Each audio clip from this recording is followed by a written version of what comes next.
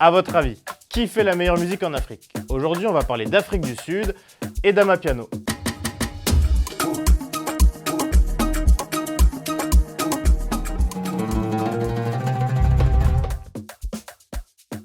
C'est un mélange de house et d'électro avec des rythmes de jazz. Le tempo est assez lent avec des boucles de synthé. Beaucoup de synthé. Et à tout ça s'ajoutent des sonorités africaines.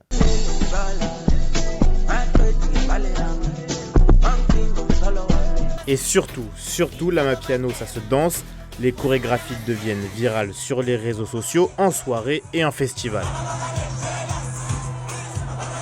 En zoulou, Amapiano, ça veut dire piano. Et le zoulou, c'est l'une des 11 langues officielles d'Afrique du Sud. L'Amapiano, c'est né au début des années 2010, dans la rue, dans les townships même, des bidonvilles loin des centres-villes qui ont pris forme sous l'apartheid pour parquer les populations non blanches. L'Amapiano, c'est l'héritier du kwaito, qui sonnait déjà dans le pays depuis les années 90 et la fin de l'apartheid. Ça raconte le quotidien de ceux qui font cette musique, donc des Noirs en Afrique du Sud avec l'espoir d'un avenir meilleur ou comment gagner de l'argent.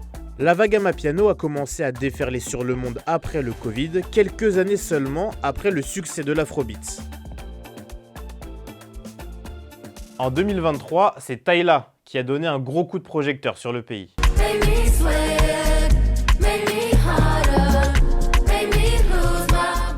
Les plus gros tubes sont portés par des DJ, Tyler ICU, Khalil Harrison, Fafan, Maforiza, mais aussi par des femmes, la plus connue, Uncle Waffle. Elle s'est faite connaître sur les réseaux avec ses danses et sa communion avec le public.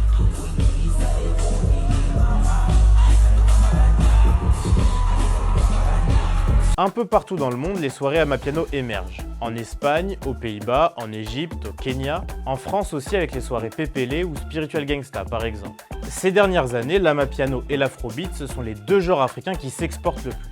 D'ailleurs, des artistes afrobeats s'inspirent de l'Amapiano en accélérant son rythme, ce qui n'est pas vraiment au goût de tout le monde.